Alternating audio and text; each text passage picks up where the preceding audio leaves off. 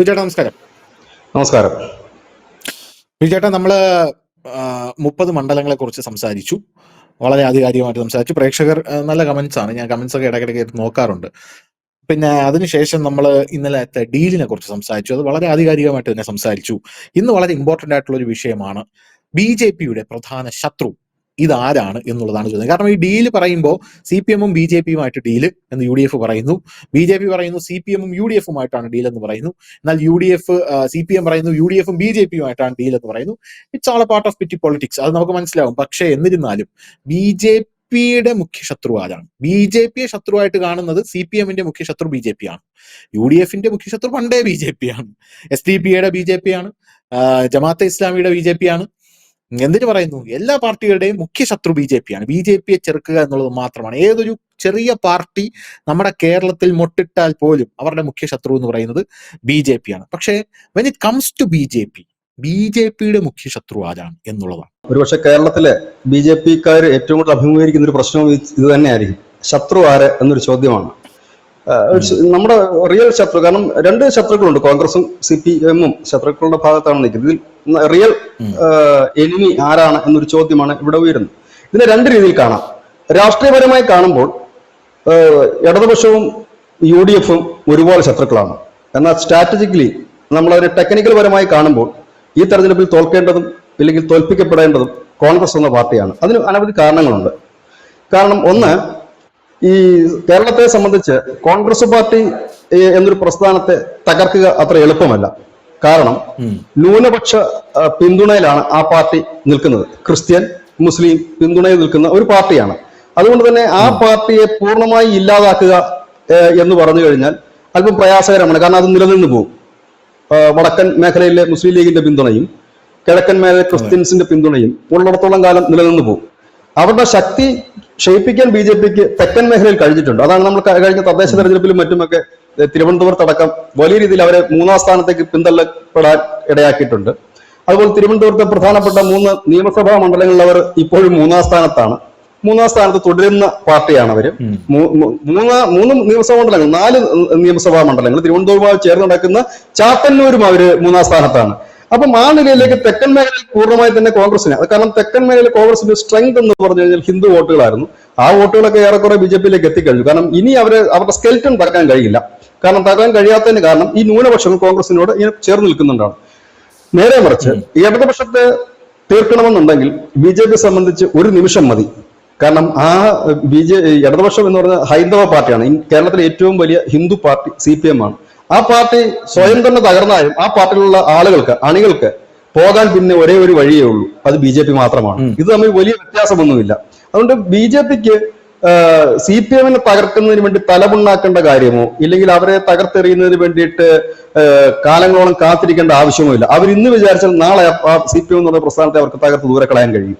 നിഷ്പ്രയാസം ദൂരെ കളയാൻ കഴിയും. അതൊന്നും വലിയ ഇത് വേണ്ട. പക്ഷെ മറ്റേത് അങ്ങനെയല്ല. അപ്പോൾ ആ സാഹചര്യത്തിൽ പിന്നെ എന്താണ് നമുക്ക് ചെയ്യാൻ കഴിയുക എന്ന് ചോദിച്ചാൽ, ആ സാഹചര്യത്തിൽ കോൺഗ്രസിനെ മറ്റു തരത്തിൽ ഞെരുക്കുക എന്നുള്ളതാണ്. മറ്റു തരത്തിൽ ഞെരുക്കുക എന്ന് പറഞ്ഞു കഴിയുമ്പോൾ സ്വാഭാവികമായി ഇനി ഒരിക്കൽ കൂടി അവർക്ക് ഭരണത്തിൽ ഏറാൻ കഴിഞ്ഞില്ല എങ്കിൽ സ്വാഭാവികമായി തന്നെ ഈ കോൺഗ്രസ് എന്ന പ്രസ്ഥാനത്തിൽ പിടിച്ചിരിക്കുന്ന അനവധി പേർ ആ പ്രസ്ഥാനം വിട്ടുപോകും. കാരണം പ്രവർത്തകരും ചെറിയ ചെറിയ നേതാക്കന്മാരും തന്നെയാണ് പാർട്ടിയുടെ കരുത്ത്. അവർ വിട്ടുപോകും. അധികാരമില്ലാതെ 15 വർഷം ഇരിക്കുന്ന കോൺഗ്രസ് കേന്ദ്രത്തിലുമില്ല കേരളത്തിലുമില്ല എങ്കിൽ അവരോടൊപ്പം നിൽക്കുന്ന ന്യൂനപക്ഷ വിഭാഗങ്ങളും പതുക്കെ അകന്നു തുടങ്ങും. ആ ന്യൂനപക്ഷ വിഭാഗങ്ങൾ BJP-യിലേക്കല്ല വരുന്നത്.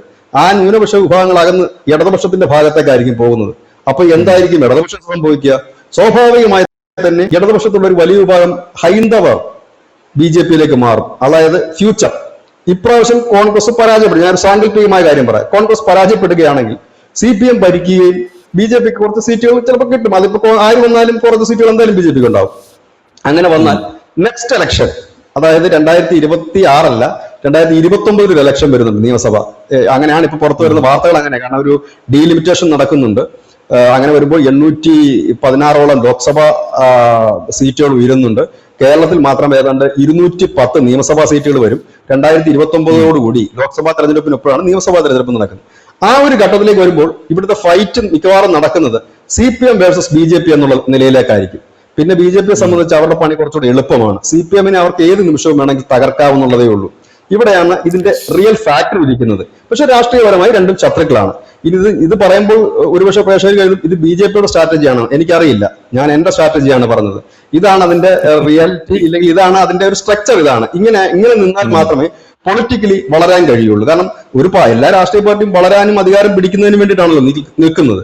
അപ്പൊ നിൽക്കണമെങ്കിൽ ഇതേ രീതിയിൽ വേണം മുൻപോട്ട്. അത് ഒരിക്കൽ കൂടി കോൺഗ്രസ് പരാജയപ്പെടുകയാണെങ്കിൽ അവരെ പിന്തുണയ്ക്കുന്ന വിഭാഗം നേരെ CPM-ലേക്ക് പോകും. ആ വിഭാഗം CPM-ലേക്ക് എത്തിയ CPM-ൽ അവശേഷിക്കുന്ന ഒരു ബഹുഭൂരിപക്ഷമുണ്ട്. ആ ബഹുഭൂരിപക്ഷത്തിന് പിന്നെ പോകാൻ ഒരേ ഇടമേ ഉള്ളൂ, അത് BJP-ആണ്. എന്നെങ്കിലും ഒരിക്കൽ എപ്പോഴാണോ CPM തകർന്നാൽ പിന്നെ അതിന്റെ അണികൾക്ക് പോകാൻ ആകെ ഒരു ആശ്രയം BJP മാത്രമാണ്. ഇത് വെറുതെ പറയുന്നതല്ല. ബംഗാളിൽ നാം അത് കണ്ടു. പാർട്ടി ഓഫീസ് അടക്കം ഇന്ന് പരിവാർ കേന്ദ്രങ്ങളാണ്, കാര്യാലയങ്ങളായി പല പാർട്ടി ഓഫീസുകളും മാറി. ത്രിപുരയിൽ നാം അത് കണ്ടു. ഈ കേരളത്തിലും അതേ ഉള്ള ഓപ്ഷൻ, വേറൊരു ഓപ്ഷൻ അവർക്കില്ല. മുമ്പോട്ട് പോകണം, ഒരു പാർട്ടിക്ക് മുമ്പോട്ട് പോകാനായിട്ട് എന്തെങ്കിലും ഓപ്ഷൻ വേണ്ടേ? ഏത് ഓപ്ഷനിൽ പിടിച്ചിട്ട് അവർ മുമ്പോട്ട് പോകും? ഒരു 4 വീല് മാത്രം പോരല്ലോ ഓടാനായിട്ട്, അത് ഓടിക്കാൻ ഒരു ഡ്രൈവർ വേണം, അത് മുമ്പോട്ട് പോകാനുള്ള ഇഞ്ചൻ വേണം. ഇത് രണ്ടും ഇല്ലെങ്കിൽ വീല് മാത്രമേ അവിടെ കാണത്തുള്ളൂ. അതുകൊണ്ട് അവർക്ക് പോകാൻ ഇതേ ഓപ്ഷൻ ഉണ്ട്. അതാണ് ഞാൻ പറഞ്ഞത്. ടെക്നിക്കലി നോക്കുമ്പോൾ ഇതാണ് അതിന്റെ യഥാർത്ഥ വഴി. പിന്നെ ഈ ഇലക്ഷൻ അവരെടുക്കുന്ന സ്ട്രാറ്റജി ഒന്നും നമുക്കറിയത്തില്ല, ഇനി എന്താണോ കാര്യം അറിയത്തില്ല. പക്ഷെ ഇതാണ് അതിന്റെ കാര്യം. കാരണം CPM-നെ BJP-ക്ക് കേരളത്തിലാണെങ്കിലും ഈ ലോകത്ത് എവിടെയാണെങ്കിലും തകർത്തെറിയാൻ അവർക്ക് ഒരു നിമിഷം പോലും വേണ്ട. പക്ഷെ കോൺഗ്രസിന് ഈ മുസ്ലിംസ് ക്രിസ്ത്യൻസും പിന്തുണയ്ക്കുന്നിടത്തോളം കാലം പെട്ടെന്ന് അവരെ തകർത്തെറിയാൻ അല്പം പ്രയാസകരമാണ്. അതുകൊണ്ട് അവരെ ക്ഷയിപ്പിക്കുക. നമ്മൾ ചില രാജ്യങ്ങൾക്ക് നേരെ സാമ്പത്തിക ഉപരോധങ്ങളൊക്കെ കൊണ്ടുവരത്തില്ല ധനുഷ്? സാമ്പത്തിക ഉപരോധം കൊണ്ടുവന്ന് അവരെ ഞെരുക്കും, അവരെ ക്ഷയിപ്പിക്കും, എന്നിട്ട് നമ്മൾ അറ്റാക്ക് ചെയ്യും. അപ്പൊ എളുപ്പമാകും കാര്യം. ഇറാനെയൊക്കെ അങ്ങനല്ലേ അമേരിക്ക ഇപ്പൊ ചെയ്തിരിക്കുന്നത്? അതേ സ്ട്രാറ്റജി തന്നെയാണ് ഈ പറയുന്ന പാർട്ടി ആയാലും വ്യക്തി ആയാലും ഒക്കെ ഉള്ളത്. ഏതായാലും ഇപ്പോൾ ഈ ചോദ്യം വളരെ പ്രസക്തമാണ്. ഈ അടുത്ത കാലത്ത് BJP-യുടെ പല നേതാക്കളോടും തന്നെ അവരുടെ അണികൾ ഈ ചോദ്യങ്ങൾ ചോദിക്കാൻ തുടങ്ങിയിട്ടുണ്ട്. ആ അണികൾക്കും BJP-യുടെ നേതാക്കൾക്കും ഈ ഇലക്ഷൻ സമയത്ത് നിൽക്കുന്നുണ്ട് അവർക്ക് കൃത്യമായ ഒരു ഉത്തരം കൊടുക്കാൻ കഴിയുന്നില്ല. ഏതാണ് നമ്മുടെ പൊതുശത്രു എന്ന് ചോദിച്ചു കഴിഞ്ഞാൽ ഇടതും വലതും നമ്മുടെ ശത്രുവാണ് എന്ന് പൊതുവെ എന്ന് പറഞ്ഞു പോകുമ്പോൾ ഒരു സംശയം ഈ പ്രവർത്തകരുടെ മനസ്സിലേക്കും ഉണ്ടാകും. പക്ഷെ എനിക്ക് തോന്നുന്നത് എന്നെ പോലെ ചിന്തിക്കുന്ന ഒരു പ്രവർത്തകനാണെങ്കിൽ പെട്ടെന്ന് തന്നെ അതിന്റെ ഒരു ഗ്രാവിറ്റി, ഇല്ലെങ്കിൽ അതിന്റെ ഒരു ദൂരവ്യാപകമായ കാര്യങ്ങളെ കുറിച്ച് ചിന്തിക്കുന്ന ഒരു വ്യക്തിയാണെങ്കിൽ വളരെ സിമ്പിൾ ആയിട്ട് തന്നെ മനസ്സിലാക്കാനുള്ളതേ ഉള്ളൂ. ഇടതുപക്ഷത്തെ BJP കേരളത്തെ തൂത്തെറിയാൻ ഇപ്പോൾ ഒരു നിമിഷം പോലും വേണ്ട എന്നുള്ളതാണ്. മറ്റൊന്ന്, കോൺഗ്രസ് തകർത്തെറിയുക എന്ന് പറഞ്ഞാൽ ഈ ഒരു 10 വർഷത്തേക്ക് വളരെ അസാധ്യമായ കാര്യം. കുറഞ്ഞ 5 വർഷമെങ്കിലും അവരെ ഇപ്പോൾ നിലനിർത്തിയിരിക്കുന്നതൊക്കെ നിലനിർത്താൻ കഴിഞ്ഞാൽ, അതായത് ഒരു തരത്തിലുള്ള അവർ പരാജയപ്പെട്ട് കഴിഞ്ഞാൽ അവരുടെ സാമ്പത്തിക കൈകാര്യം ചെയ്യുന്ന എല്ലാം തകരും. സാമ്പത്തിക രംഗം അവരുടെ തകരും. വലിയ രീതിയിൽ അവർക്ക് പണം മുടക്കാനോ പ്രവർത്തിക്കാനോ കഴിയാത്ത അധികാരമില്ലെങ്കിൽ പിന്നെ രാഷ്ട്രീയ പാർട്ടിക്ക് എങ്ങനെ മുമ്പോട്ട് പോകാൻ കഴിയും? ഇല്ലെങ്കിൽ പിന്നെ BJP ഒരു പ്രസ്ഥാനമായിരിക്കണം. BJP എങ്ങനെയാണ് അധികാരമില്ലാത്തപ്പോൾ കഴിഞ്ഞതെന്ന് ചോദിച്ചാൽ അതിന്റെ പ്രവർത്തകരെല്ലാം തന്നെ RSSകാരാണ്. അവർ അധികാരത്തിന് വേണ്ടി മത്സരിക്കുന്നവരല്ല.